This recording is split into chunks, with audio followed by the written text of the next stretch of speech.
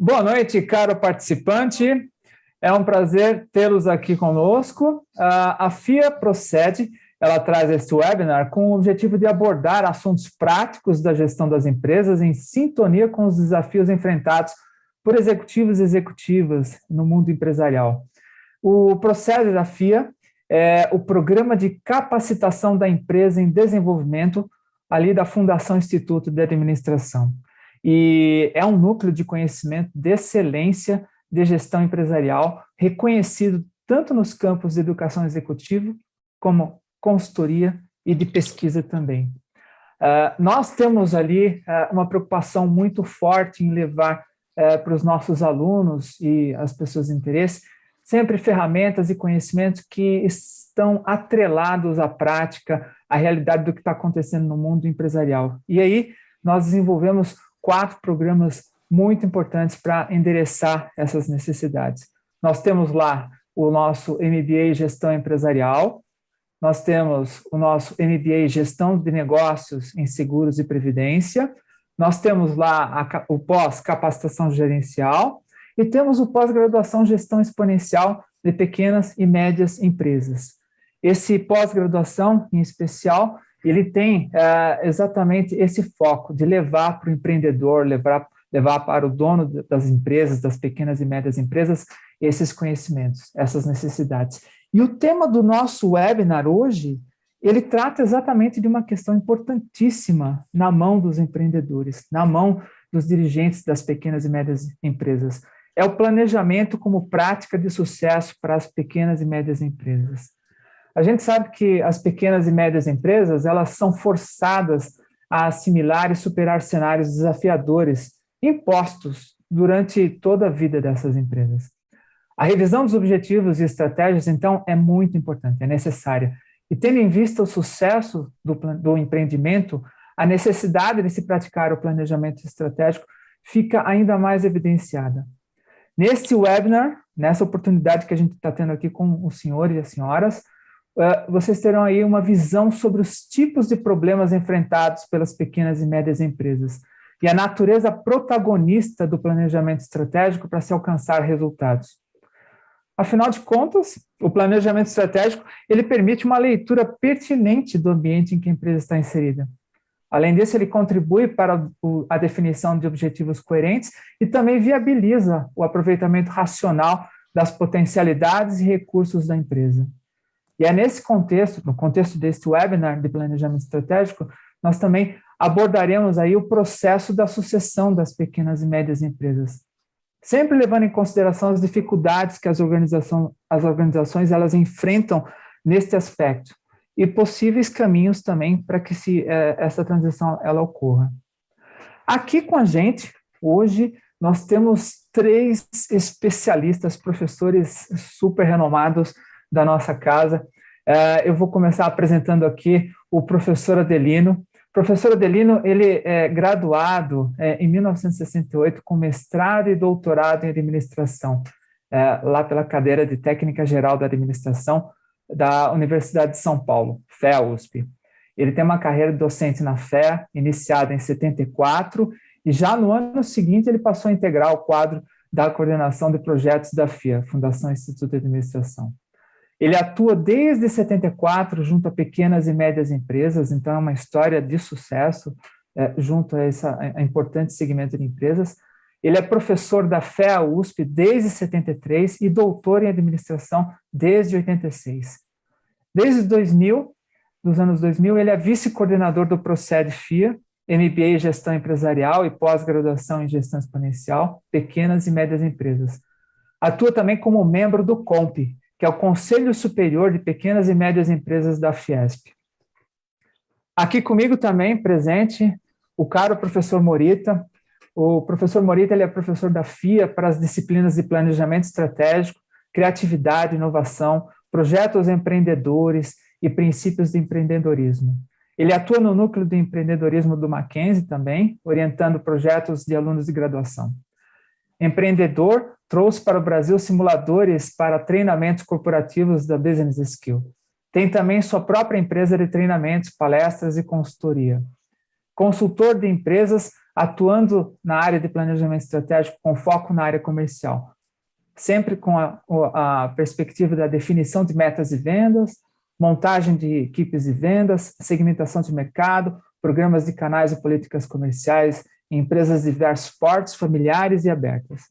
E, para fechar esse círculo de sucesso, nós temos aqui também o professor Armando Lorenzo. O professor Armando Lorenzo, ele é doutor e mestre em administração pela FEA-USP, pós-graduado em filosofia pela PUC, é professor convidado da FIA, USP, UPSEG e Casa do Saber. Ele é diretor da Universidade Corporativa da UI, presidente do Instituto da UI, colunista da revista Você S.A., versão digital, e do portal administradores.com, palestrante em eventos nacionais e internacionais. É escritor de livros e artigos na área de negócios e também é premiado como um dos 3 melhores Learning Leader of the Year em 2016, 2017 e 2018 nos Estados Unidos. É diretor técnico da Associação Brasileira de Educação Corporativa. Ou seja, nós temos aqui pessoas, amigos muito especializados. Eu vou começar, então, com o professor Adelino. Professor Adelino, o participante ele vai ter, então, uma visão desses tipos de problemas enfrentados aí pelas PMEs sempre com aquele foco da natureza protagonista do planejamento estratégico. Com a experiência que o senhor tem, eu vou passar a palavra para o senhor, por favor. Pois não, Praxedes. Muito me honra e me deixa muito satisfeito poder trazer a experiência no sentido de colaboração sempre, né? Porque à medida que você discorre sobre os problemas, as soluções são inerentes aos mesmos, né? E a pequena empresa ela tem características totalmente diferentes das grandes, né? Na maior parte das vezes são dirigidas por um indivíduo ou 2 que tomam decisões sobre toda a vida da organização, né? Então, eu tenho como base os meus estudos, eu participei e coordenei trabalhos de consultoria em 500 diagnósticos de pequenas e médias empresas. Destes 500 diagnósticos, dentro de uma única metodologia, eu extraí 101 empresas e fiz um levantamento dos problemas nucleares, como eu denominei no meu trabalho, né? Quer dizer, aqueles problemas que, se sanados, eles tirariam a empresa da pior dificuldade, né? Claro que não é só uma decisão, como depois nós vamos conversar mais à frente. Mas, de qualquer forma,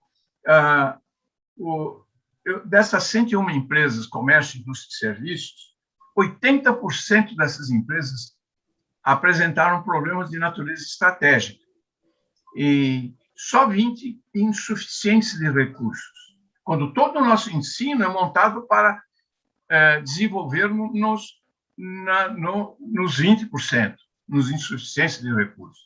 Então, a preparação para análise de uma pequena empresa envolve muito mais visão ampla, estratégica da organização para que se possa efetivamente ajudá-la, certo? E, nesse sentido, os 80% das empresas que tinham problemas de natureza estratégica, o conceito de estratégia era referente ao mau uso e escolha dos recursos disponíveis para alcançar vantagens diferenciais competitivas, certo? Esse é o entendimento.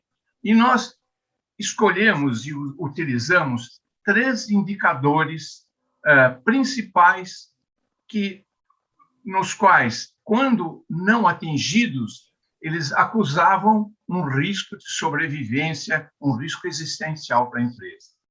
Esses 3 indicadores, aí vem a minha proposta como resultante todo desse estudo, são indicadores que devem constar como se fosse um controle de bordo em qualquer organização. É o controle do quê? Do lucro, da expansão das vendas e da estabilidade financeira. Para efeitos de memorização, vamos chamar de LI, lucro, expansão, estabilidade. Esses referenciais, quando uma empresa está com o lucro despencando, declinante, né? Ou com as vendas estáveis ou declinantes no tempo, numa comparação mensal, trimestral, semestral, conforme o que o dirigente queira aplicar, isso indica, e aí também, evidentemente, enfrentando problemas para honrar seus compromissos com fornecedores, com o Estado, atraso, duplicatas, etc., estes dirigentes estão enfrentando e correm um risco seríssimo de fechamento, certo? E 80% dessas empresas têm esse problema. É claro que eu não fiquei só nessa qualificação, nessa natureza do problema, porque eu desci as áreas. Então, o comércio, indústria e serviço, o comércio, a incidência de problemas é maior, é quase 90%, a 80% é a média, é 80% indústria e 70% em serviços. Sendo que o que eu desci mais ainda nos diagnósticos e para a tipologia.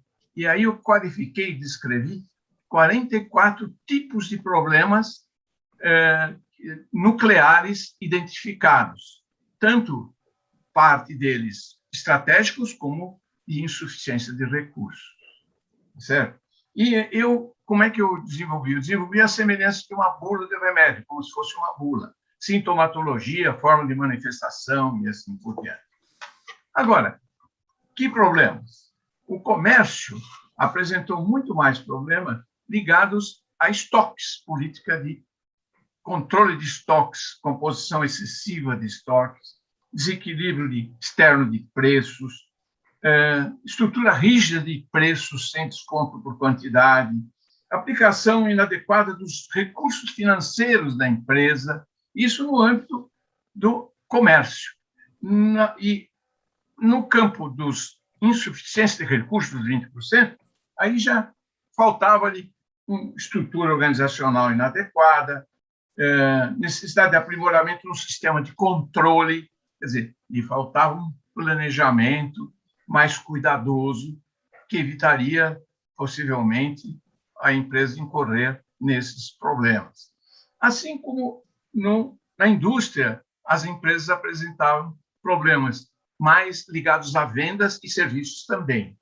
Então, desequilíbrio interno e externo de preços foi algo muito comum nos dois setores, né? Então, se estabelecia um preço interno e externo era outro, em todos os sentidos, tanto na indústria como nos serviços.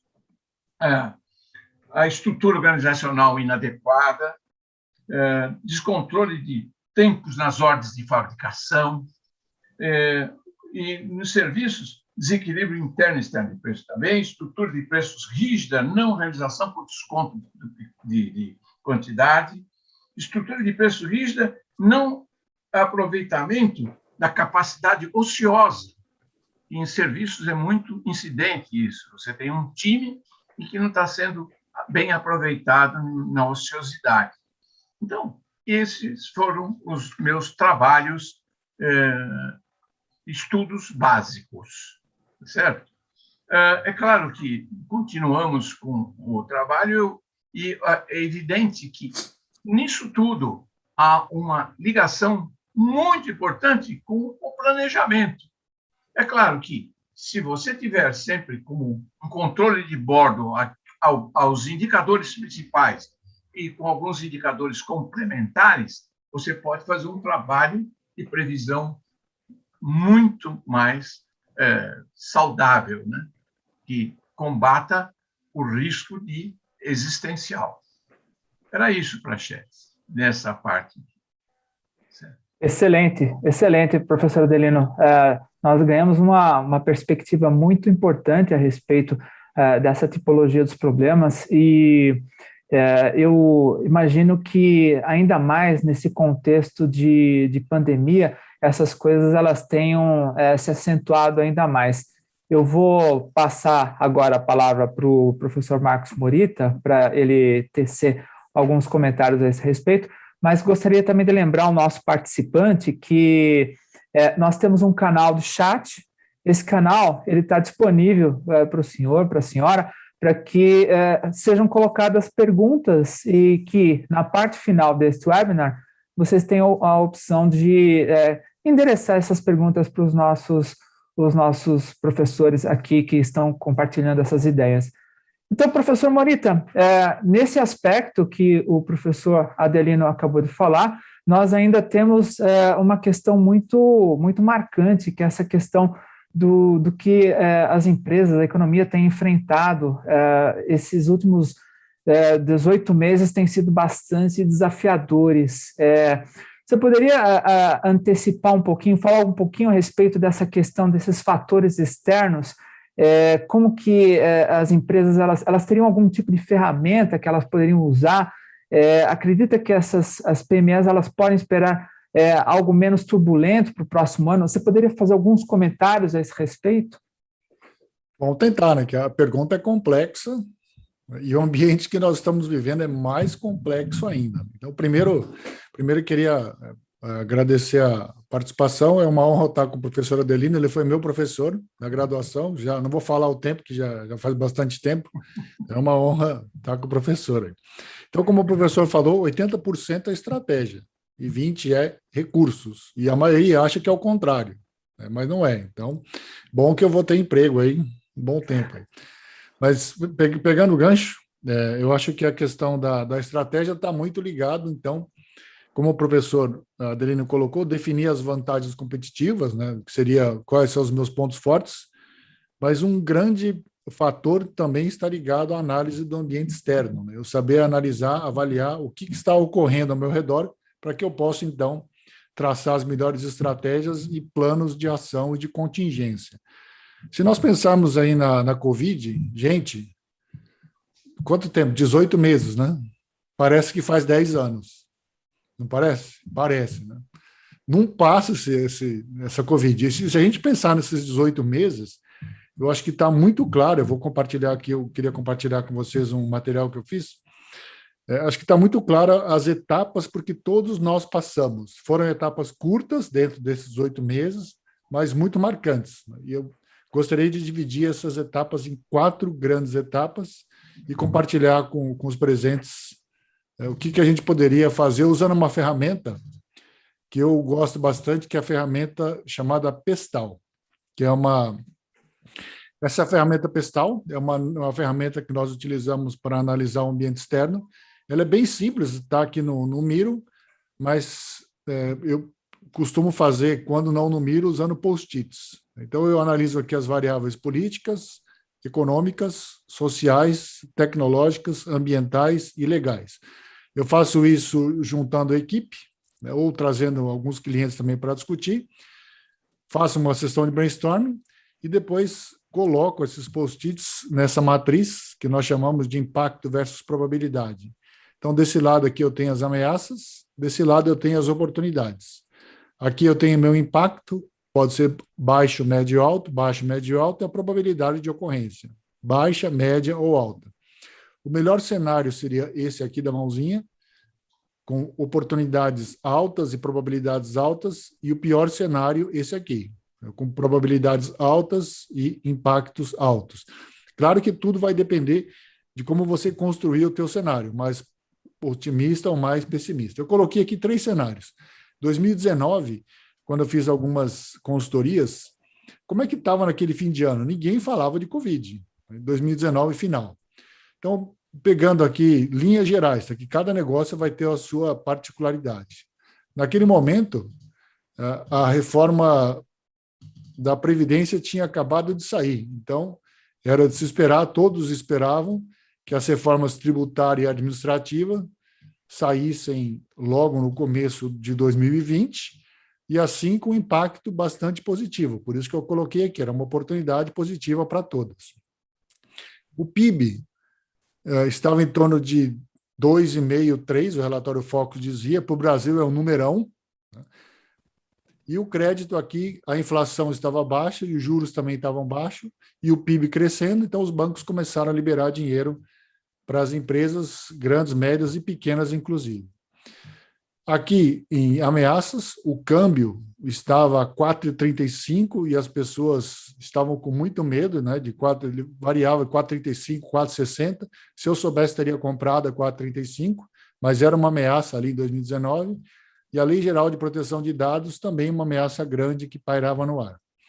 Se nós pensarmos aqui com relação à experiência, o Omnichannel, que é vender através de vários canais, muitos empresários sabiam que era importante, mas como a economia estava crescendo, deixa eu deixar esse projeto aí de lado e vamos vendendo, uma hora a gente coloca esse projeto em prática. Mesma coisa aqui com a experiência do cliente, né, que está muito ligado ao Omnichannel, e a sustentabilidade, né, bom, é importante, custa caro, vamos deixar aí, né, vamos vendendo aí, e depois a gente cuida disso aí. Está no radar, mas vamos deixar aqui como impacto baixo e probabilidade baixa. Esse era o cenário, mais ou menos, no final de 2019, dezembro. Passados 6 meses, vamos olhar aqui em junho de 2020, então estávamos talvez saindo da primeira onda ali, chegando no plano São Paulo, né? Ninguém sabendo o que fazer ainda, ou seja, era o caos total em junho de 2020. Retornem na mente de vocês e lembrem como é que era a situação naquele momento de junho. Morita. Naquele momento, se nós pensarmos aqui, ninguém em sã consciência diria que as reformas sairiam. Reforma esquece, isso não tem clima, é uma oportunidade, mas a probabilidade baixíssima. Morita, Por outro lado... Oi, diga, Marcos. acho que o professor Adelino fez uma observação. Opa, vamos lá. É que a imagem não está aparecendo. Você está projetando, fixou aqui numa tela em inglês e estacionada. Não tá mostrando? Não. Na minha eu estou conseguindo visualizar. Na minha também. Mas estranho. Eu estou vendo uma tela em inglês. Eu tenho recebido comentários aqui no chat que a tela está normal, aparentemente. Tá normal. Então tudo bem. Então é problema meu aqui. Bem, desculpe. Imagina, professor, que é isso? Então, olhando aqui, as reformas estavam aqui embaixo. O PIB, estávamos pensando em uma queda de 7%, então ele virou de lado, de oportunidade, foi para ameaça. O câmbio também, quem reclamava de 4,30, ele bateu a 6, né, e ficou em 6 um bom tempo. E lógico que os bancos, nesse cenário, recrudesceram e tiraram o pé do crédito. Mesmo os créditos do governo que diziam que existia, mais ou menos igual a Saci Pererê, né? Ninguém nunca viu esse crédito aí do governo para as PMEs. Aqui, por outro lado, a LGPD já estava quase sendo sancionada, então, para quem não estava preparado, era uma ameaça. E o que virou, que era não tão prioritário ainda para as empresas, a questão das vendas através de vários canais. Hoje, eu duvido, não existe padaria ou pizzaria que não faça delivery. Então, virou uma prioridade do dia para a noite, uma questão de vida ou morte. Então, as empresas tiveram que correr. A experiência do cliente é a mesma coisa aqui, virou uma prioridade das empresas. E aqui a sustentabilidade, que era algo não tão importante, virou prioridade do dia para a noite. Se vocês voltarem no tempo, no começo da pandemia, todas as propagandas pareciam iguais, de todas as empresas. Elas diziam mais ou menos assim: isso vai passar, calma, estamos com vocês. E com o tempo, as pessoas começaram a sacar quem só falava e quem falava e agia, né? Começaram a separar o joio do trigo com relação à sustentabilidade. Olhando aqui, olha a diferença em 6 meses.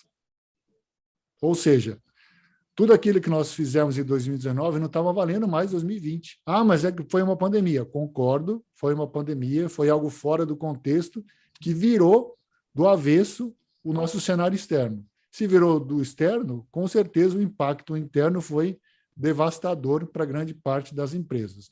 E aí vem o que o Praxedes perguntou. E para 2020, como é que fica isso? Eu espero e tenho muita certeza que algo devastador como isso nós não teremos. Então, com certeza, será um planejamento para 2020 um pouco mais previsível. E aí, deixa eu mostrar para vocês, eu fiz algumas previsões aqui, não vale falar que eu falei e depois não aconteceu, tá? Mas se acontecer, vocês podem me agradecer aqui. Então, como é que eu vejo 2022 aqui? Vamos lá. 2022. Nós somos otimistas sempre, o brasileiro é otimista por natureza, então vamos torcer para o PIB crescer de novo. Eu não vou citar um número aqui, mas vai crescer. O crédito vai voltar, talvez não com tanta intensidade quanto no passado, porque alguns temas que nós não falávamos há 2 anos, que eram juros e inflação, não estavam lá nos 2 últimos. Voltaram.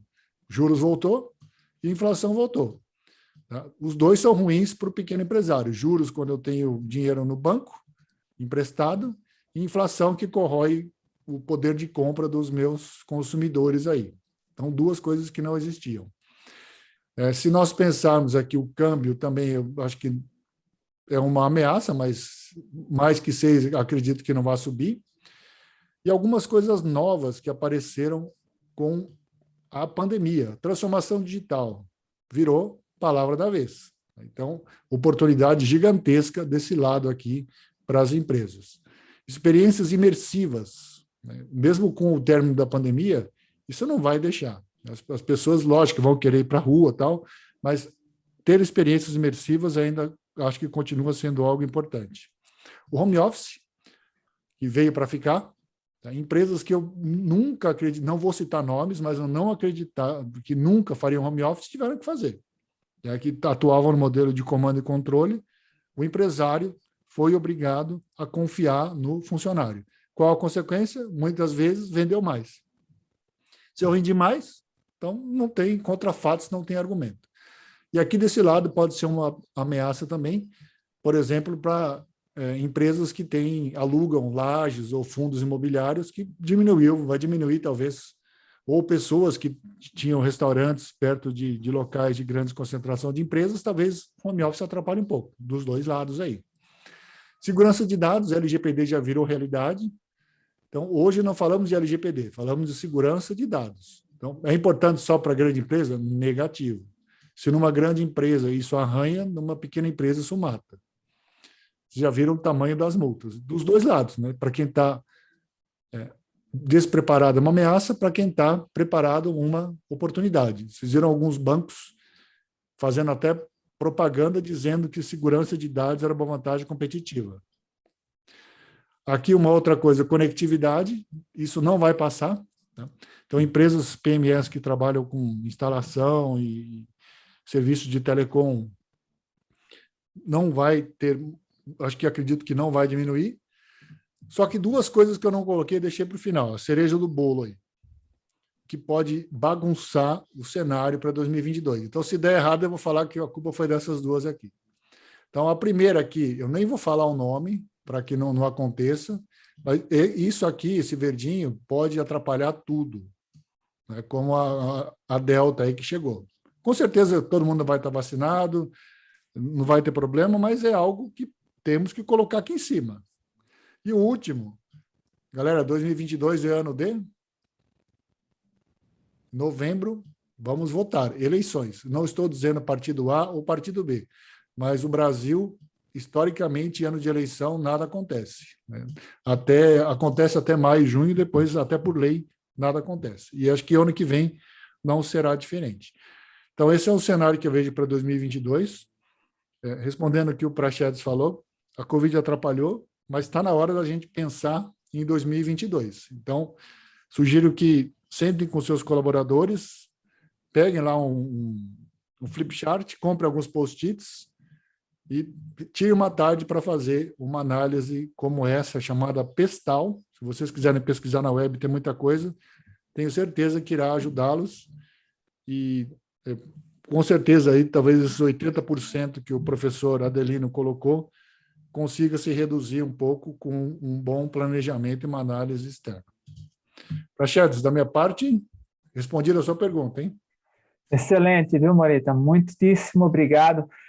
Você sabe que você fez um exercício bem interessante E aí eu me lembrei de uma coisa que é bem comum acontecer no mundo das pequenas e médias empresas, que é o problema da sucessão. É, quando você tem uma geração que está ali consolidada, mas ela precisa pensar no futuro. A gente está falando a respeito também de um processo de planejamento. Aí eu preciso convidar o meu amigo professor Armando Lorenzo para colocar uma pitadinha de sal nesse processo e nos contar um pouquinho a respeito de como a gente pensa a esse respeito. Professor Armando. Bom, boa noite para todos. Gostaria de agradecer ao professor Adelino, ao professor Marcos Pachetes pelo convite. Destacar que o professor Adelino também foi meu professor, né, no mestrado e foi meu orientador também da dissertação, a quem eu devo muito, não só a dissertação, mas a minha carreira profissional. É uma pessoa que eu sempre comento que eu tenho uma dívida de gratidão muito grande com ele. E demonstrar minha felicidade estar aqui com o professor Morita também, uma grande personalidade na área de estratégia. Quando a gente olha o Brasil, o que a história mostra para a gente? Que a cada 10 anos a gente tem 2 crises, seja lá quais forem. Geralmente a gente tem. Quando não é uma, a gente tem 2. No curto prazo, o melhor remédio para uma crise é a empresa capitalizada. Não tem jeito. Quando você tem uma empresa capitalizada, seguramente você navega um pouco melhor pela crise, assim a gente viu com relação a essa questão do Covid, empresas aí perdendo faturamento 40%, 50%, 60% do dia para a noite, quando houve o fechamento do mercado. Mas, fazendo uma referência ao que o professor Adelino comentou, quando a gente olha para o longo prazo e destacando, por exemplo, não só 2022, que vai ser um ano, na realidade, que se a pandemia deixar, e eu espero que ela deixe, já está arrefecendo, eu espero que ela reduza, que seja zero, a gente vai ter um ano com crescimento. A gente tem, claro, uma demanda reprimida muito grande nos mercados, isso já é algo que está acontecendo no mundo, mas com crescimento a gente tem inflação. E com inflação a gente tem juros altos, não tem jeito. Quer dizer, esse é o cenário que eu visualizo para 2022, o cenário com venda, com inflação e com juros altos. Esse o tripé que deve acontecer para o mercado futuro. Mas isso é uma visão importante que o empresário deve ter sobre como vai gerir os negócios e não só aquela questão do remédio positivo que eu falei, de curto prazo, que é a capitalização, mas quando você pensa em estratégias, né, de estratégias de longo prazo, ou seja, que não visualizem só o 2022. E aí tem estratégias na área de gestão de talentos, a gente vai ter uma escassez, não digo uma escassez, mas uma procura muito grande por talentos, e todas as empresas vão procurar esses talentos, as empresas crescem e não vão ter pessoas, sob o ponto de vista de perfil adequado, para todas as posições que queiram suprir. Então, a gente vai ter demandas no desenvolvimento de talentos, vai ter atração de talentos, então vai ter aí uma série de estratégias que as empresas vão ter que adotar, estratégias comerciais, assim como o professor Morita comentou, que já estão colocando aí desde o mercado, o e-commerce, né, que já é uma realidade para muitas organizações, mas mesmo as que implementaram mais recentemente vão ter que melhorar a parte operacional, porque uma coisa é você ter um e-commerce, outra coisa é você entregar no prazo, com qualidade, sem avaria. Então, as organizações, elas vão passar por uma reestruturação, só do ponto de vista de supply chain, só do ponto de vista de talentos, só do ponto de vista comercial. Mas, falando um pouco no longo prazo, e conectando a apresentação do professor Adelino, que foi uma apresentação que demonstrou que o grande desafio das empresas, e eu diria isso, não só as pequenas, como as médias, como as grandes, está no campo da estratégia. Ou seja, não necessariamente estratégia sob o ponto de vista de crescer ou não, sob o ponto de vista de estratégico, ou seja, quais são as demandas estratégicas que a empresa tem. Crescimento, claro, que é uma delas. E sucessão vem nessa esteira. Sucessão hoje das empresas familiares talvez seja, na minha opinião, o maior desafio que essas empresas têm, seja no pequeno, no médio ou no grande porte. A sucessão não deveria ser vista única e exclusivamente sob o ponto de vista de evento. A sucessão é mais do que isso, ela é um processo, porque quando você vê a sucessão na ótica do evento, aí a imaginação é quando o fundador ou a fundadora vem a faltar, aí você vai ver o que faz. Mas aí já é muito tarde, porque, na realidade, você tem que ter medidas preventivas e um planejamento sucessório que seja feito com muita antecedência. Daí essa conexão com o que o professor Adelino falou, da sucessão está no campo da estratégia, no meu ponto de vista. Até porque os números são gritantes para a gente. Quer dizer, são números, o que eu vou falar são números globais, o terceiro número é um número brasileiro, mas são números que demonstram para a gente a fragilidade dessas organizações na sucessão. Da primeira para a segunda geração, apenas 33%, vejam esse número, apenas 33% conseguem realizar troca de comando da primeira para a segunda geração. Só isso, entre 30% e 33%. São números globais. Há questionamentos desses números, mas há uma certa convergência dos especialistas no número. Para a terceira geração, o número fica em 5%. Quer dizer, então você tem 100 empresas, só apenas 33 vão conseguir passar para a segunda geração, e na terceira só vão ficar 5% na terceira geração. Isso é explicado por diversas razões, mas numa primeira fase, na qual você tem o empreendedor ou a empreendedora, é uma fase marcada pelo empreendedorismo. Quer dizer, são pessoas que realmente são visionárias e têm uma capacidade de entrega muito grande e conseguem tornar aquele sonho em algo concreto. Então, elas têm essa capacidade. Mas, por outro lado, existem conflitos nas empresas familiares e lá eles são, não sei se administrados ou arbitrados pelos fundadores e fundadoras. E na segunda geração, muitas vezes a característica empreendedora não é uma marca registrada, até porque o DNA de empreendedorismo não é transmitido. Então, alguns sucessores são ou não, sucessores e sucessoras, mas existe um grande problema.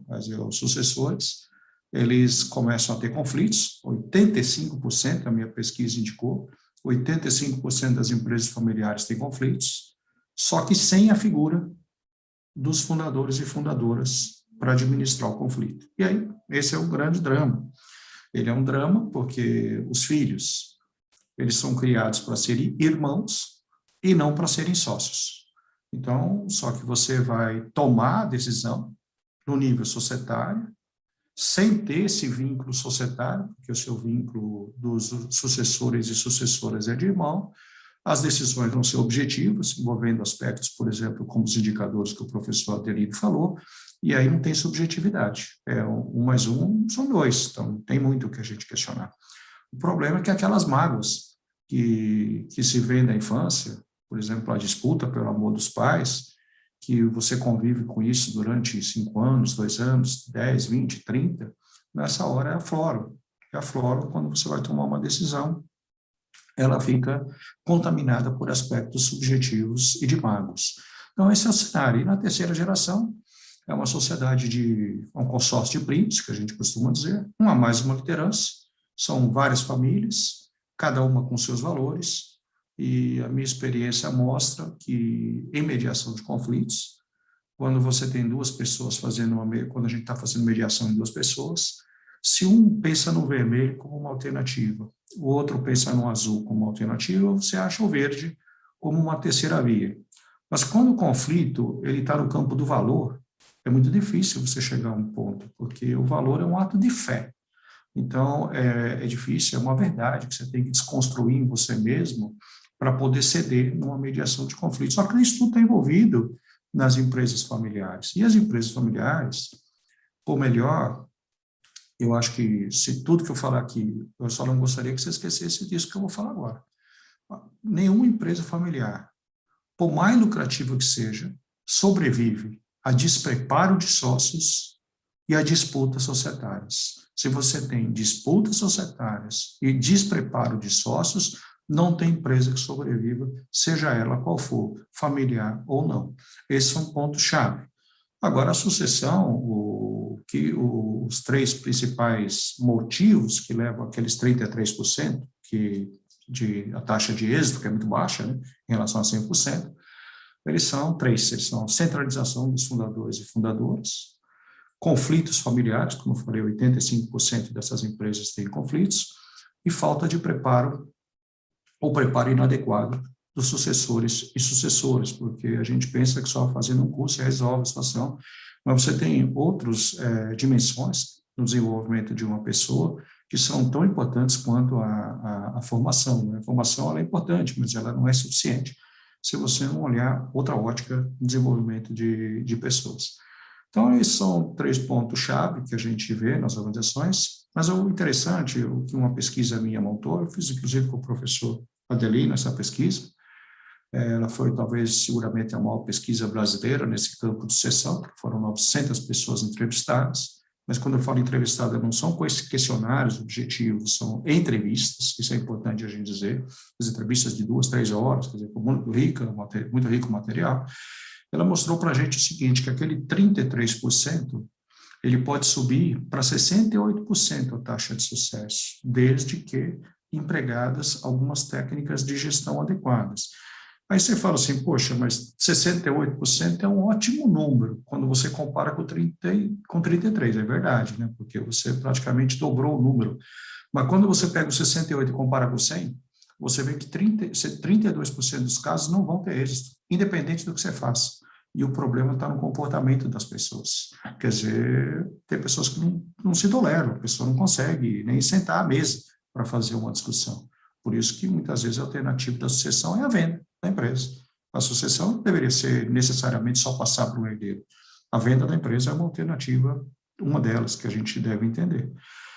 Por outro lado, para a gente finalizar, quais são as práticas, e eu estou fazendo uma pesquisa agora, eu estou fazendo uma pesquisa comparando empresas brasileiras, portuguesas e espanholas, as empresas brasileiras eu já fiz a pesquisa, e que mostram aí as melhores práticas das organizações que tiveram êxito na troca de comando da primeira para a segunda geração. Primeira prática, planejamento estratégico. O planejamento estratégico ele é muito útil, não só por ele dar uma visão, mas por ele faz um alinhamento estratégico. As pessoas têm uma ótica para onde vão e diminui um pouco o conflito quando você tem uma direção comum. A segunda prática é a profissionalização da gestão. Ou seja, que não significa tirar pessoas da família e colocar pessoas externas. Não significa isso. Significa você ter processos gerenciais explícitos e objetivos e pessoas da família, desde que qualificadas.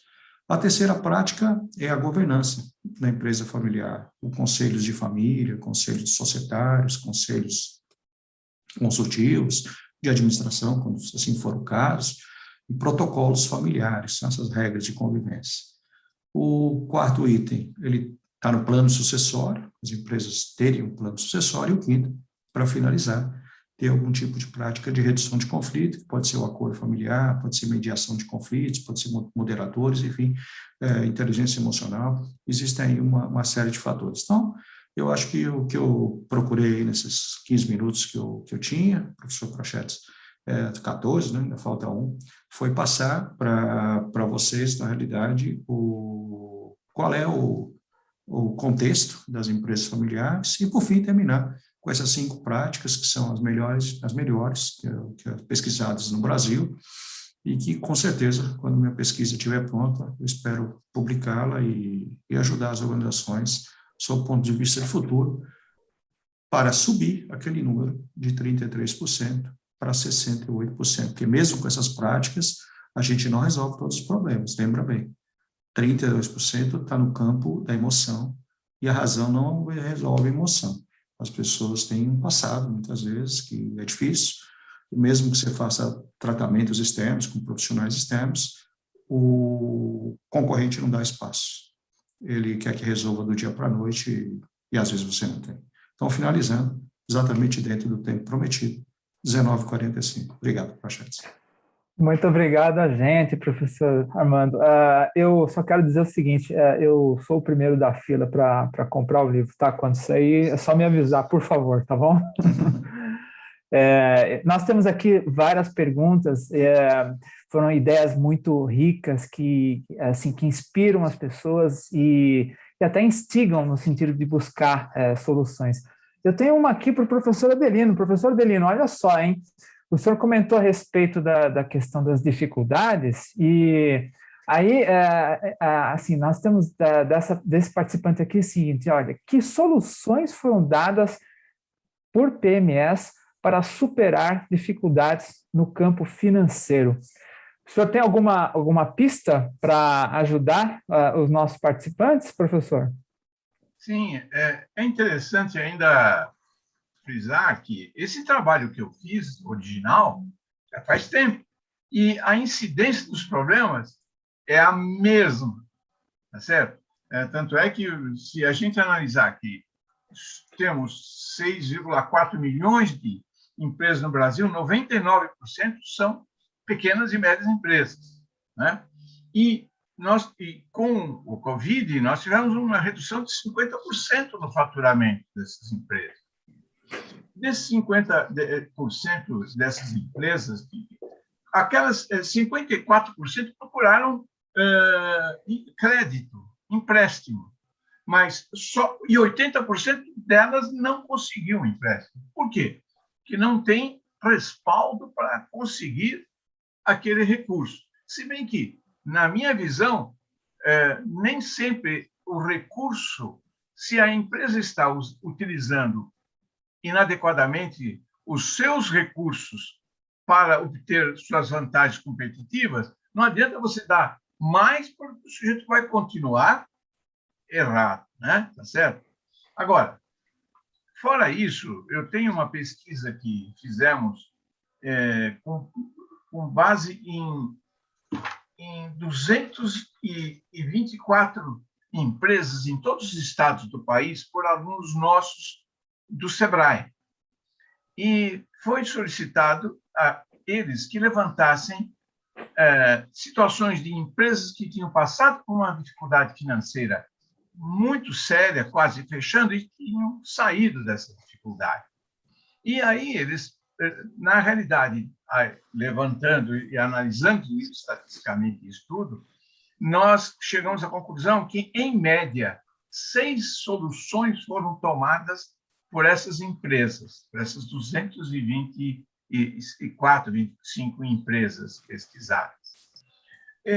E elas passaram por saneamento financeiro, por reformulação comercial e por amadurecimento administrativo, que nós denominamos, quer dizer, aperfeiçoamento no campo da gestão da estrutura. No campo das finanças, soluções foram tomadas no sentido de mais empréstimos, aportes de capital dos sócios, de outros sócios, desde que fossem incorporados como sócios depois, tá certo? Aportes de capital dos sócios, a venda de veículos, venda de imóveis, venda de máquinas, venda de filiais, redução de estoques. Essas são soluções identificadas por eles. Alongamento de dívida, substituição de dívida, perdão do principal e dos juros numa negociação, redimensionamento do quadro, redução de gastos dos sócios, tá certo? Isso são coisas muito pertinentes a esse segmento, né? No campo comercial, aí foi conhecimento de mercado melhor, melhoria do produto, novo mercado, mesmo produto, fechamento de lojas e filiais, esforço de comunicação, aumento de prazos, modernização do equipamento, reforma do local, são soluções identificadas. No campo do amadurecimento, novos sócios, dirigentes, saída de sócios que não ajudam, novos gerentes, colaboradores, treinamento gerencial, treinamento operacional, controles de estoque e compras, participação de colaboradores, controle de resultados e programação de caixa. Essas são soluções identificadas nesse levantamento, né? Tá certo? Isso faz 3 anos atrás e se aplica totalmente hoje, né? A situação em que o inteligente chega, tá certo? Então, é isso que eu queria trazer, uma contribuição, tá certo? Para se pensar nessas soluções. Tudo bem? Excelente. Não, excelente, professor Adelino. Acho que endereçou perfeitamente a pergunta da nossa participante aqui. Eu tenho uma outra aqui, que eu acho que está indo na direção do professor Morita. Olha lá, Morita. Aqui, esse participante ele diz que ele conhece histórias de empreendedores que, mesmo fazendo um planejamento estratégico, eles sentiram muita dificuldade em tirar esse planejamento do papel. Então, assim, ele conclui dizendo que parece difícil traduzir essas estratégias em ações. O que você sugeriria nesse caso? Existe alguma técnica, ferramenta? Legal. Essa é a parte mais difícil da estratégia, na execução. Existem alguns teóricos que dizem que a cultura da empresa come a estratégia no café da manhã, né? Ou seja, é muito difícil mesmo tirar a estratégia do papel, ainda mais se a empresa não tem uma cultura de execução, né? Desculpas não faltam. Não é muito difícil, eu não tenho tempo, amanhã eu faço, o cliente ligou, né? Então, muitas desculpas para postergar. Existem, sim, algumas ferramentas. Uma delas, o Google está utilizando, chama OKR, né, que é Objetivos e Resultados Chaves, que ela é muito voltada à execução, e eu sugiro muito aí para esse nosso participante que compre o livro, que tem dicas valiosas ali para fazer. E lembre-se que o Google, quando começou, era uma PME. Hoje é o gigante que é, mas talvez ele é o gigante que é por causa de uma boa execução estratégica. Excelente, Morita, muito obrigado, viu? Professor Armando, agora eu tenho uma para o senhor, da Natália.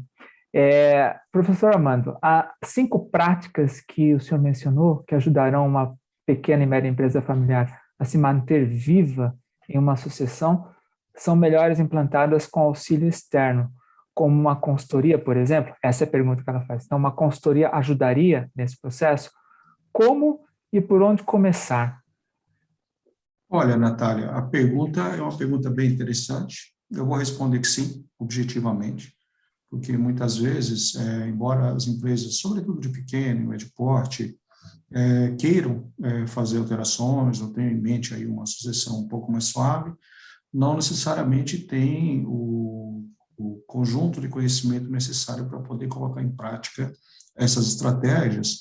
Além do que, muitas vezes, a consultoria, além de deter esse tipo de conhecimento, ela funciona como um agente moderador, né? Um agente isento, porque você implementar essas práticas nas empresas familiares, sobretudo aquelas que têm conflitos, internamente fica muito difícil de você resolvê-las sozinho, porque a confusão de emoção é muito grande.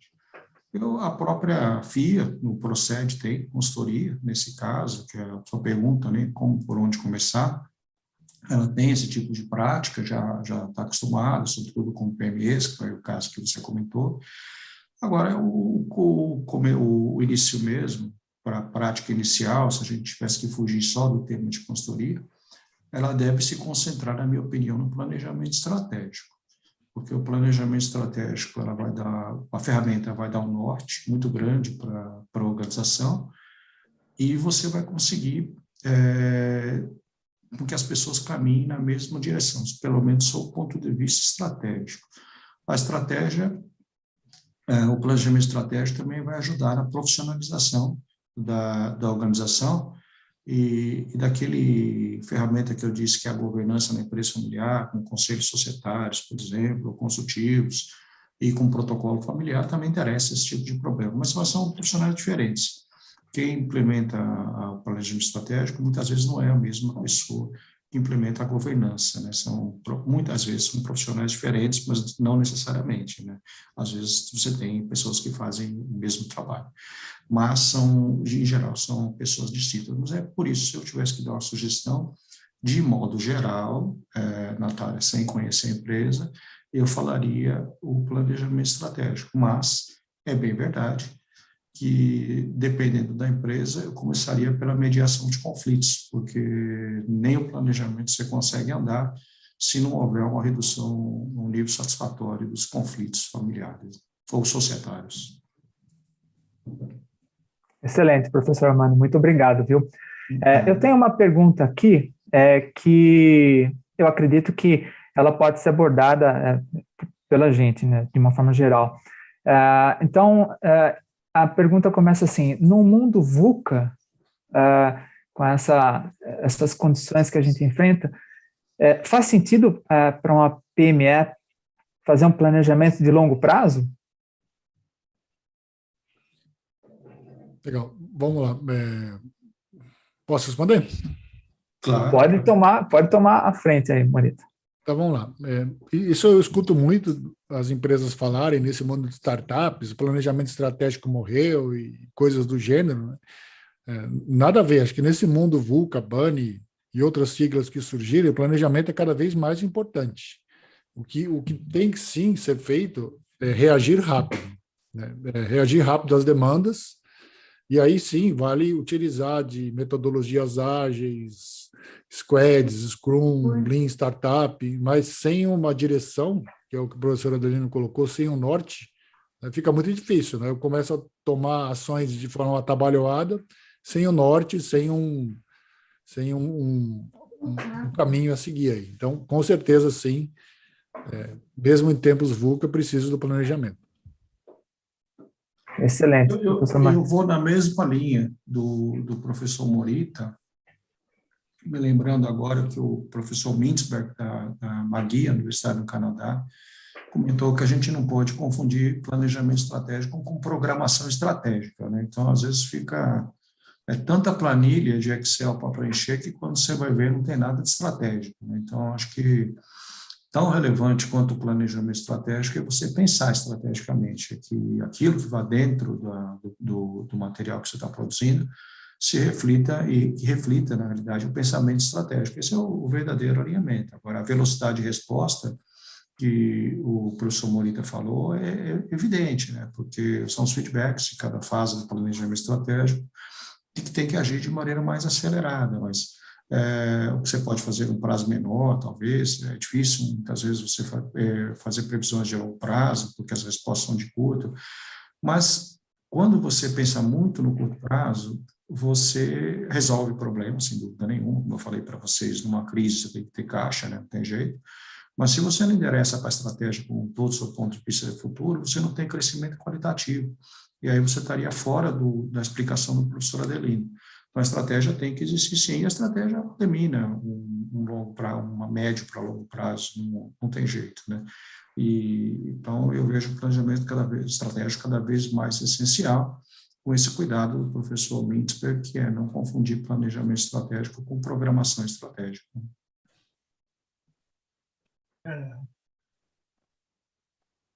Excelente. Nós estamos assim a 1 minuto, basicamente, do final do nosso webinar. Eu gostaria de abrir a palavra para os senhores para um comentário final, por favor.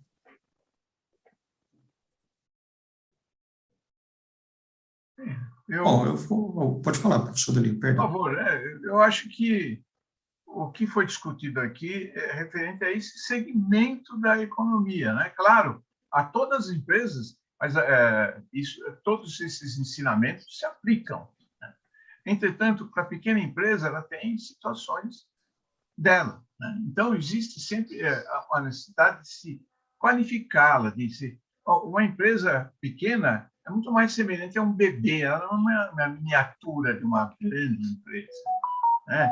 Então, existe uma necessidade de se tomar cuidado. As técnicas, ferramentas que se utiliza têm que ser apropriadas a esse porte, né, de empresa com as suas necessidades. Não adianta a gente introduzir um sistema complicado de forma que no momento não seja útil. Então, é bem isso aí que eu gostaria de colocar, né? certo? Ô, Armando, diga você. Eu queria reforçar aquilo que eu comentei. As empresas familiares, por mais lucrativas que sejam, não sobrevivem à disputa de sócios e à falta de preparo de sócios. Pode ter lucro, no médio e no curto prazo, não vão dar certo entre disputa e falta de preparo desses sócios.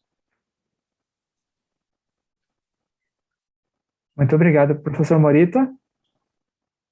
Legal. Então, para terminar, eu queria fazer um convite aí para todos os participantes pensarem em fazer o planejamento estratégico das empresas de vocês. Então, estipula uma data e nós da FIA estamos à disposição aí para assessorá-los em como fazer esse planejamento. Muito obrigado, professor Morita. Aliás, eu agradeço a todos os professores. Professor Adelino, também foi aluno do professor Adelino. Professor Adelino, muito obrigado. Professor Armando Lorenzo, muito obrigado. Professor Marcos Morita, muito obrigado. Nós tivemos uma visão muito interessante, importante, e são conhecimentos fundamentais para os empreendedores, os dirigentes de pequenas e médias empresas. Nós agradecemos aqui também a toda a equipe de apoio aqui do Procede, que tornou esse webinar possível. Lembro a todos que esse Procede ele tem exatamente essa missão, levar essas ferramentas, esses conhecimentos com essa característica da aplicabilidade. Então, nós agradecemos a toda a equipe do Procede por tornar esse webinar possível. Esse webinar ele ficará disponível para vocês no nosso canal YouTube, e eu peço a todos que fiquem atentos às nossas oportunidades. Para os participantes, há descontos especiais aí, é só vocês consultarem. Um grande abraço a todos, uma boa noite a todos, nós desejamos do Procede muito sucesso a todos. Até mais, até a próxima oportunidade. Até a próxima. Obrigado. Até logo. Até mais. Obrigado.